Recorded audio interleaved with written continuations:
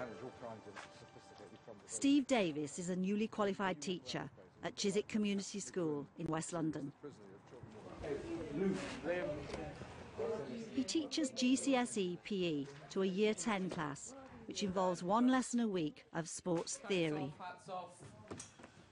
Have you got your books, Ace? Yes. I don't have it.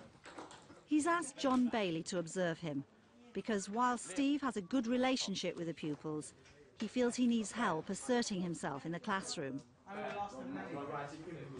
Nick and Gavin, you three there. Don't open it yet, guys. I like this beginning. You're relaxed. Get your book off me. Principal trainer is the title, date 23rd. But it's clear what they have to do and they get on with it.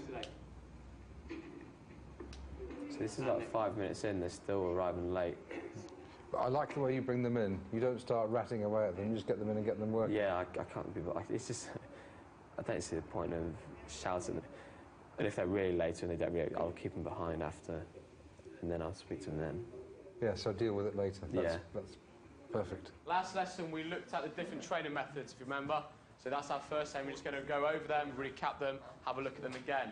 The second aim is we're going to try and have a clear understanding of training principles and how they're used in constructing training programs. Remember, we're looking at our coursework, Liam, and we're doing about a training program for in sport, developing our fitness and things like that, okay? So that's what we're trying to look at. So we're getting knowledge now, the theory behind it, so we can build up. About a minute left. That's good, and I like the way you're making use of time there. I think that's pretty nearly a perfect beginning. And let me tell you why I think it. And if you think it isn't, you can tell me, but you've got them in there. You've given them the big picture. You're relaxed but engaging with them. Yeah. They understand what the lesson objectives are pretty quickly. What I've just given you there in your envelopes is basically 3 colours and 3 sets of cards. All you need to do is match them up with that training method, description, and the type of sport that is used for it, okay? Oh, this one. Who's good for railways? This one. In a circuit we travel. Are you happy with the persona that you're seeing there? Is that the kind of person you wanted to see at the front of the room? Okay, so there's different parts where we've got different altitudes, different levels. Yeah, just nice and relaxed, I suppose. Just, I don't like to be or seen as one as the bad guy ever. So I try and come across as quite a nice person, quite approachable, which I think they do see. So yeah. Just one thing, just that phrase you used, I don't like to be seen as the bad guy ever. Yeah. You said that with some emphasis. I just want us to hold that because I'm going to get us just thinking a little bit about ways in which you can be firm, without being, being bad. So, yeah. Okay, on this yellow worksheet I'm going to give you now, I'd like you to start to think about your own personal exercise program. So, on the sheet you have a space for to write your sports. For example, Nick would probably be basketball, Gavin football. We've got 7 exercises. I want you to try and fill in as many as possible, okay? So, for example, if it was football, and exercise 1 would be what? Shuttle runs. Why? You need like Okay, change of pace in football, so shuttle runs is good for your sprinting. Once you've done the 7, you go on to the next bit. And it says what muscles are being used. Calves, quads, hamstrings. So try and relate it to your sport, try and relate it to specific examples, okay?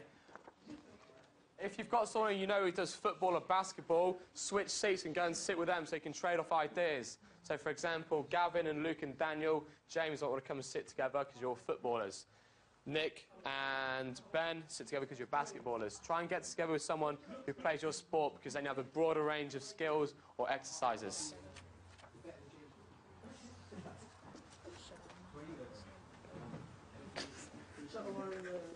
You suggest that they're going to sit down with people who do the same sport as themselves. And you kind of make the suggestion, and you look at them, and they look at you, and you look at them, and then it doesn't happen. Doesn't have to be things you've heard of. You can try and make your own exercise program up as well. So try and think of an exercise that you could make up, that you could, create. One of the reasons, I guess, that they didn't want to move is that threatened to break up some friendship groups. Yeah. But if you're doing that business, saying, OK, for task number 9, we need to regroup and get leg specialists in one part of the room and chest specialists in the part of the room. Do we have to do it, sir? Yeah, of course we have to do it, because it's part of the syllabus, it's part of the analytical skills we use, it's part of the way we work as teams. You've got 30 seconds to be doing it. Okay, as a class now, let's see if we can name all the training methods. Let's have one. Fartlek is one. Ben, name me another. Huh? Name me another.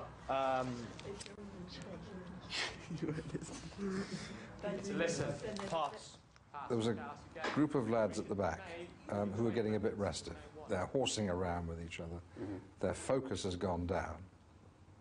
And it's one of the reasons why you had trouble moving people at the end of the lesson as well. Because they were sort of, we've done enough.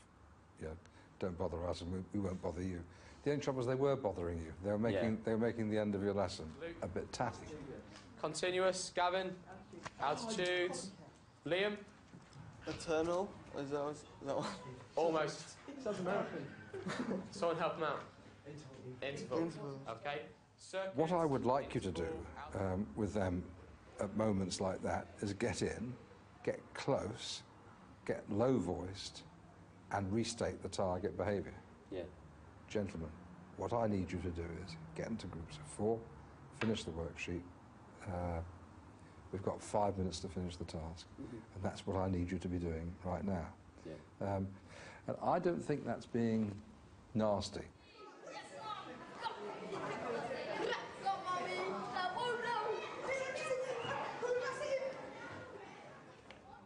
I'm going to give you 2 minutes to get this down. In his next lesson with his Year 10 group, Steve's challenge is to get the lads to follow all his instructions, while still keeping it friendly. If you haven't finished, leave a little bit of a gap for it and we'll go back to the end and you can write it down then. But now we're going to move on. Yesterday we talked about that back table. Not so much how to control it, but you were getting a certain amount of chit-chat and distraction. And there are 1 or 2 characters back there who I can see on a bad day could get on your nerves. Although you're remarkably good at not letting people get on your nerves. You've got a really good, cool style that I want to talk about. What I liked was, and tell me if I've seen what was happening right, in one of your first exercises, you did this business of regrouping. I want you to work, Luke, in groups of 2 or 3. However, your groups must be with someone who plays a totally different sport to you. So, for example, Nana and Luke, you have to split up, okay? So I want you to move and sit next to someone who plays a totally different sport to you, okay? You've got 30 seconds to do that. Once you're in your groups, I will give you this. Gervais, who are you working with? You work with Gavin. You're both footballers, eh? Yeah, you're both footballers. I know you sports. So you probably need to come and work with Roshan, who's a rower. Or come make a 3. Your task is to match up the sport principle with the definition. 2 of them are spurious. What's that? Or 2 of them are fakes. And you want to figure out which one those fakes are. This one, overtired. Tired. Training programming. Programming. That's what it's doing. There are how many? Fakes? Sport. You We'll spell figure it out. sport. 3. Figure out the sport principle. What is the sport principle? Then from that you should take out the fakes, and then you need to match up the yellows with the definitions, okay? We did this yesterday, so it should be literally a recap. No, I'm looking in the book, man. Are you working with Gervais? Okay, do you want to come around? Answer. Maybe move or sit on the desk here so you can see what you're doing. Or sit behind him to have a bit of input. You done it, guys? Yeah. See what we got.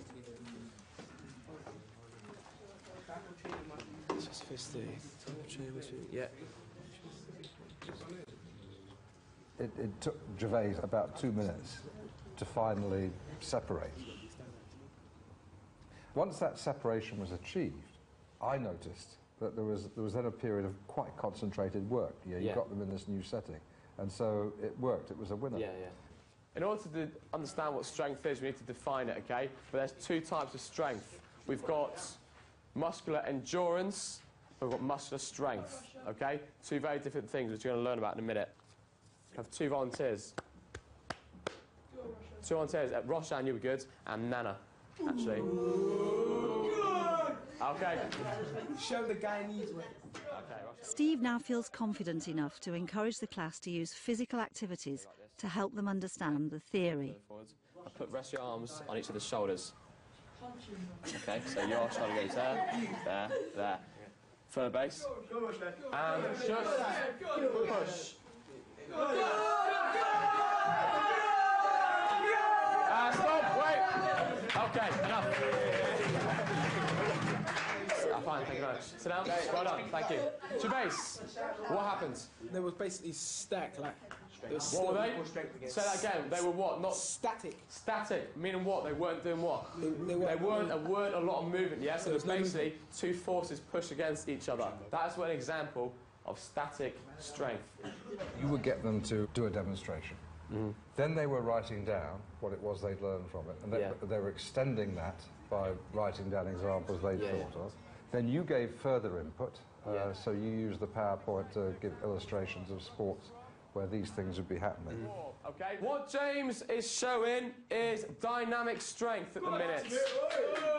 It is a repetitive application of force. For example, gentlemen, when you finish, James, you can put it down. Okay, well done. Thank you. Round of applause, James. Let me give it to Alex. Alex, here you go. You're full of myself. There we go. No, he's getting that. He's getting that. What you doing? He's going red. Okay, I'll have the weight back. Look, yes, We need to copy all this down for dynamic strength now. I was a bit sceptical if it would work or not, because I was trying to think, are the kids going to go for it? But they did, so it was good. Do you mean there was an element of risk there? Yeah, I didn't want to go too demonstrated, so they lost the purpose of what was going on. It's like it was just there for a bit of fun. Yeah. It was there for a purpose. I didn't want to lose that, and that's why it's a bit risky. What you were doing there, I think it's kind of PE at its best. You're mixing cognitive work and physical work. Yeah. And so they're not just a bunch of lumps doing exercises. They're doing stuff, and they're reflecting about what it is they're doing, and they're relating it to a theoretical purpose. Yeah. Test for muscular strength or dynamic strength is how many press-ups or sit-ups you can do in 1 minute. So we're going to count. Gavin, go. 1, 2. No, you're cheating.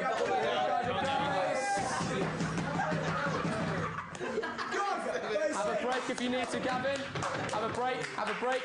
Got 10 seconds left. Can you do any more? 9, 8, 7, 6.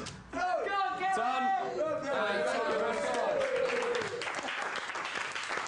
Okay, that is how we can test muscular strength. So can you do that? I think it was sort of a 95% lesson.